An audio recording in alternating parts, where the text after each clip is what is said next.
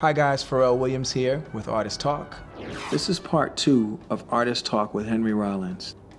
Today our conversation continues with life outside of music, as we hear Henry's thoughts on society, people, and politics. I'm not trying to cause unrest. I'm trying to start a conversation. It's so emotionally grounded where you come from. Minds have to change because the paperwork's already been laid out. The Constitution's the Constitution. That's it. You can amend it. So people are not following the rules. Don't treat your fellow Americans like it's box wine with a 30% discount. These are people. We have ideas, and usually they look at us and, oh, you're a musician, so what do you know? Someone who would go across a desert that can kill you, you want to be an American that bad? I'm honored to share a country with you. That's heavy, man. It's as heavy as it could possibly get. Oops.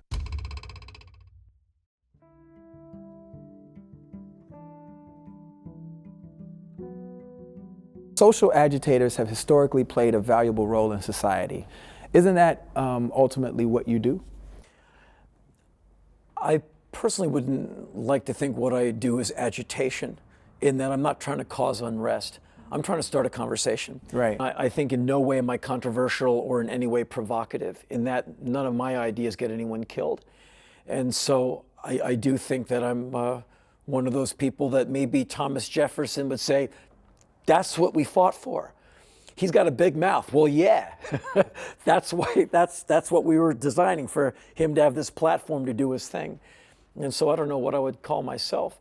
Well, that's a good question right there, because what would you call yourself? You know, you express yourself on many different platforms. I mean, what would you call yourself? To be honest with you, Yeah. Why not? I'm a crass opportunist, in that I'm really not good at any of the stuff I do. I'm a jackass of all tirades.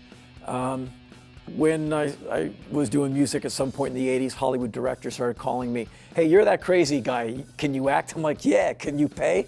Because this top ramen noodle diet's killing me. I'll try anything. And so I started my own little publishing company in the 80s to write my dumb little books, and I stayed with it. Started doing the talking shows, stayed with that. At one point, hey, you want to do a voiceover? Yeah, I'll put my voice over anything.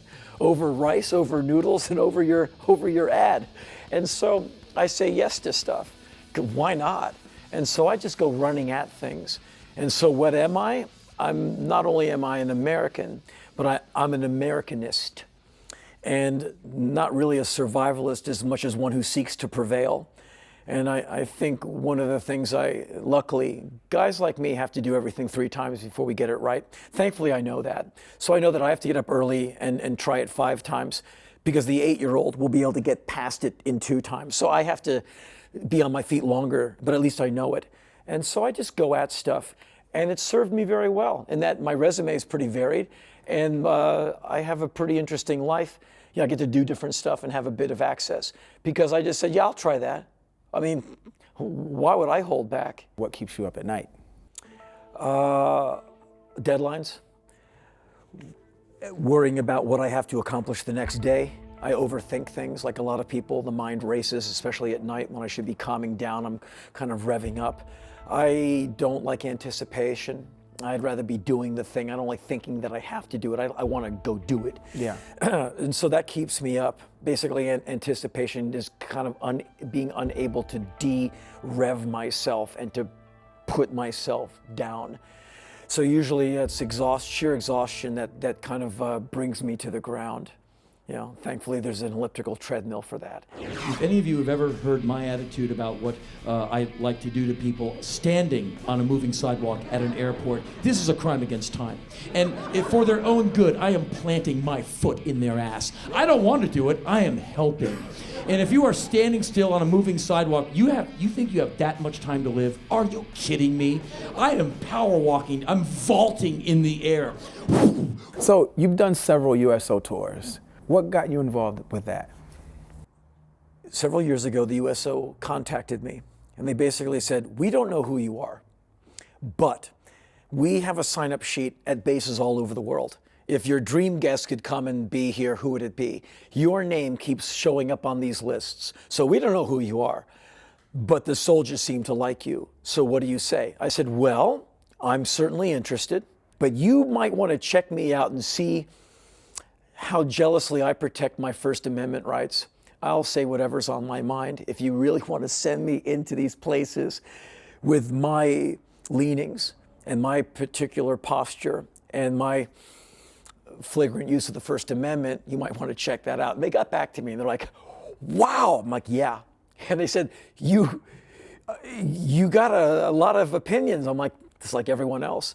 And they said, well, we think it's fine. So would you like to come out and be with the soldiers? I said, absolutely. Wow. And that started a very long relationship with the USO that had me in Iraq, Afghanistan, Kuwait. I'm the first ever USO performer in Egypt, in high threat condition parts of Turkey, wherever they asked me to go. Plus several visits to Walter Reed and Bethesda Naval Hospital. And it's the hospital visits that were perhaps the toughest, because it's room after room. Never met any women, but I'd meet young men who had been injured.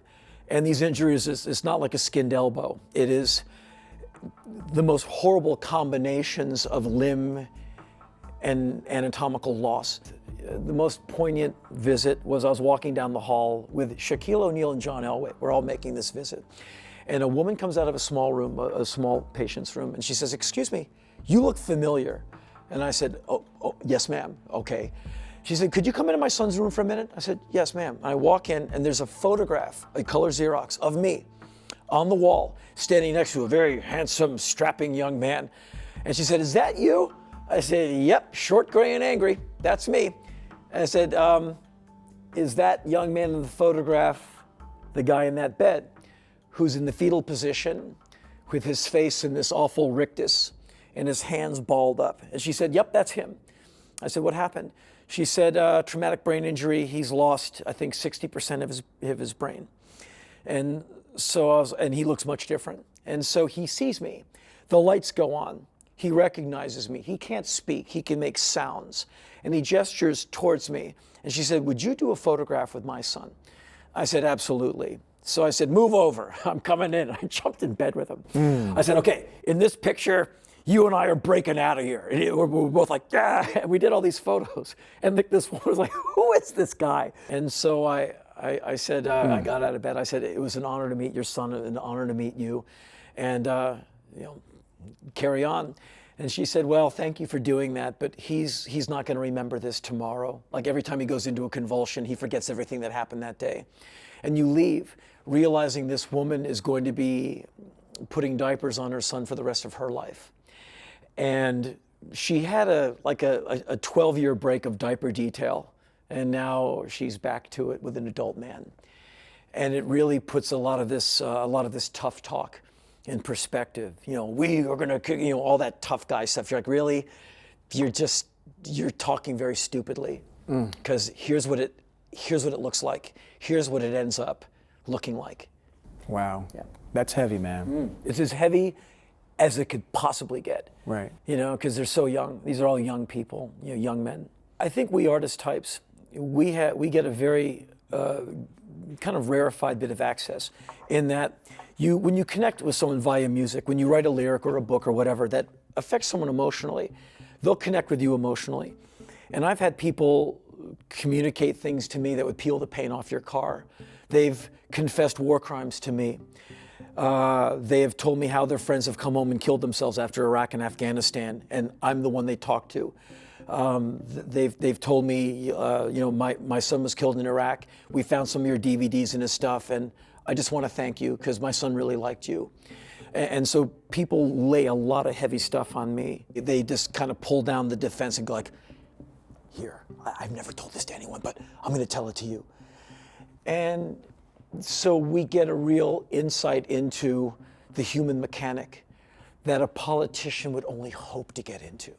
And so in my life, in 32 years of really being up close and very personal with people, they've really given me an amazing insight into the great strengths and great frailties of themselves and also myself, because you can't help but be introspective when someone has been so extrospective. But I get a lot of inspiration by leaving America and considering my America from abroad and then coming back and trying to use that inspiration to do something good. Usually I just get a lot of hate mail. Get out of my country, you communist, spelled with a K. It's fine, it's fine. It just means you got someone's attention. Talk about your interest in gay rights and same-sex marriages. What do you feel needs to change? Well, my interest in it is that there are fellow Americans who are being denied their constitutional rights and Human their civil beings. rights. They are humans. And they are being denied their First, Fourth, and 14th Amendments at the very minimum. The right to express yourself, your right to privacy, and equal protection under the law. That would be the First, Fourth, and 14th, loosely. And so to me, there's no such thing as gay marriage. There's just marriage. Right. So there's some people who are still hung up on, well, that can't be a real marriage. Really? They're crazy enough to do the paperwork. I think it's a marriage. And I'm a heterosexual. So I've always played for the big team.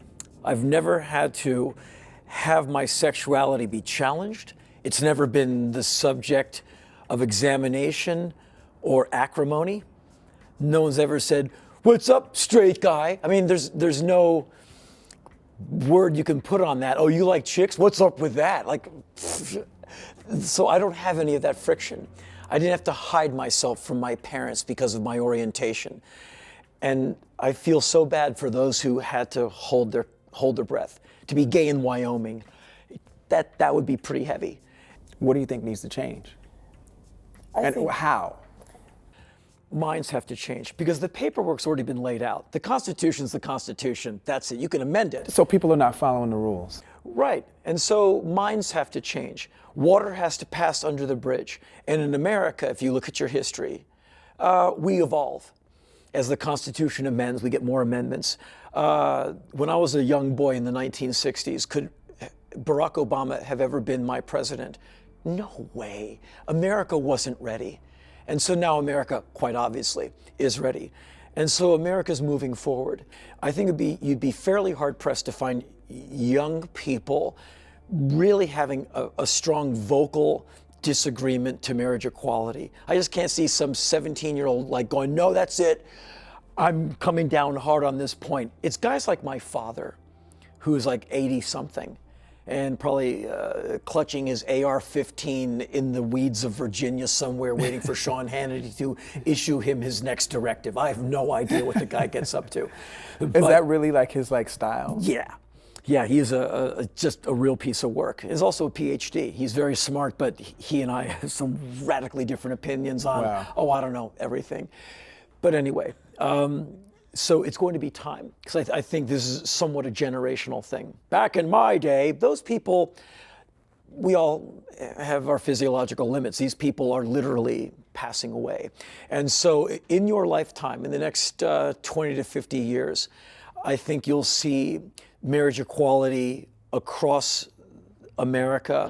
The job of a citizen is to help another citizen of the Republic to free the potential of each person. That is a beautiful mandate. How do you do it? Well, it's just by being cool. But making that part of the preamble, like before you even get into the rest of the Constitution, you have to free the potential of each person. Now that's what I'm talking about. That's humanity standing on the balls of its feet.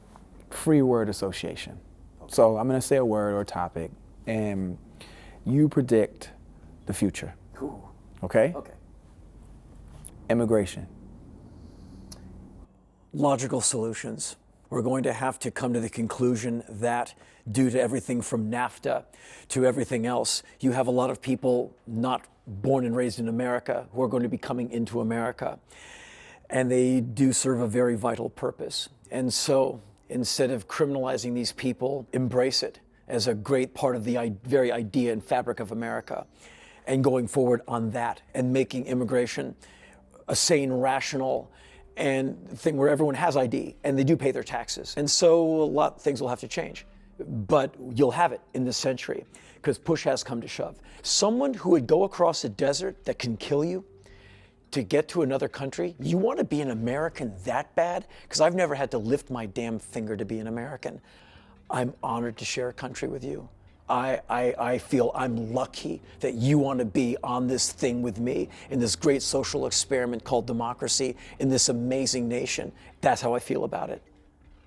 Wow. War. We'll make it irrelevant in this century. We'll make it irrelevant. We'll make it a thing of the past. It'll be something in history books where they go, they did that? Yeah. Whew. Like it'll be right there where they used to burn people as witches and they used to put leeches on their faces during the cold and flu season and they had war. What were they thinking? Must have been something in the water. Okay, next word is healthcare. Well, healthcare for all. Hopefully we'll come to the conclusion that a lot of other countries have concluded, that humans are complex creatures, and when they get older, or if they get a rough hand from Mother Nature, a human life is a costly endeavor. And don't do humans on the cheap. Don't treat your fellow Americans like it's box wine with a 30% discount. These are people. Yeah. So as you regard yourself and your family, regard others. And so healthcare should be a human right. And I think in this century, it will be. Drugs. That's a very interesting question. I think smoking marijuana is a monumental waste of time. I also think it's not any more or any less harmful to the celebrant than tobacco or alcohol. Things like crystal methamphetamine, bath salts, PCP, and other things that can really do a body some great harm and do the people around the participant or the doer some great harm. So I think those things need to be really examined. It's a bit of scorched earth policy to legalize all of it. But on the other hand, this war on drugs, in my opinion, and this might be a bit much, it's not really a war on drugs as much as it's a war on a certain ethnicity and a certain demographic of America. If you look at the overwhelming degree of a certain demographic and gender that crowds American prisons, and mostly they're there on drug charges, it seems to me there's a bit of a fix in. And so when you eradicate this fake war on drugs, again, you'll have some more quality. Because these people who are in the prisons aren't the only ones perpetrating. They're just the ones getting the more severe sentences for some reason. And so the war on drugs needs to end. And the only way to end it is the way, in my opinion, the Dutch ended it. You legalize. And I'm sure you've been to Holland. I've walked the streets of Amsterdam more times than I can remember. Sure. And where heroin is not exactly legal, but it's permitted. Hashish, it's there. I don't see people running down the road going, the Republic is crumbling. And as I think as one of their politicians said, we're all bored of it. That's for the tourists. The tourists come for the hash. The rest of us, we get on with things. Yeah. And so I think all of those things will be met with indifference. Sadly, you'll have people abusing substances because that's what humans do. But I think the more you constrict the flow, I think you have more casualties from it. U.S. government. Government, I think America enjoys one of the greatest versions of democracy under the sun. I think America is very well served by the Bill of Rights, the first 10 amendments of the Constitution. And so you have all of the, as Lincoln said in 1838, all the materials for your future security and defense. So you have a transparent representative democracy. That's why I hold no contempt for American government. I just want to upgrade it and improve it. But I'm not one of those, here comes the tyranny. Oh, shush, there's going to be no tyranny. But we do need more representation, more accurate and acute representation and more transparency. But I think by and large, you're very lucky with what you have. Can it use an upgrade? Sure. Can any system run by people use an upgrade? When you see what democracy means to people who've been deprived of it, it's shameful that there's people here in this country who are allowed to vote and don't. Anyone who can vote and doesn't, it makes no sense to me. I walk out of this, I vote in a little church on Hollywood Boulevard down the street from the office, and I walk out with that sticker on my finger. It's my favorite deja vu. I'm like, ooh, what a rush that is to do that. What's a present day problem that you feel like you have a real solution for? You know, because we're often, as creatives, we often feel like, there are things that we think should change, and we have ideas, and usually they look at us and they're, you're a musician, so what do you know? Right? Or you're a celebrity, or, yeah. Right. Sure. But for you, it's so emotionally grounded where you come from. What's a real problem that you feel like you have a good solution for? Great question. I think the biggest problems, at least in my country, in our America, all stem from one place. And I think there's only one real solution that you need, which is kind of broad brush, But I really think I'm onto something, and there's nothing new about it. Come on. And I'm not the only person who's ever said it by 10 miles. Let's go. The cameras are rolling. I'm so interested in hearing this. Well, education. And that is the way out. Yes. That's all you need. That's it. That's it. And it would solve everything from income disparity to even having an argument about marriage equality. Your prisons would empty. That's right. Domestic violence would plummet. Transfer of STDs from one young person to another would fall off the radar. America would be the skinny Elvis for the rest of the world, because you'd have this country full of switched on, very funny, very helpful, incredibly wonderful people, which we are already, but with an intellectual upgrade across the board. The fact that America is not number one in literacy in the world, and we're like way far down the list, should be the albatross that hangs around America's collective neck. I'll debate anyone on this, and I'll win. Because if you want things to get better, I can only look at myself as an example. I'm no genius. But I disagree, but go ahead. I was given a fair education. And so why do I not want to rob a liquor store? Why does it not occur to me to go and perpetrate some violence or to blow up something? I think it has a lot to do with my education.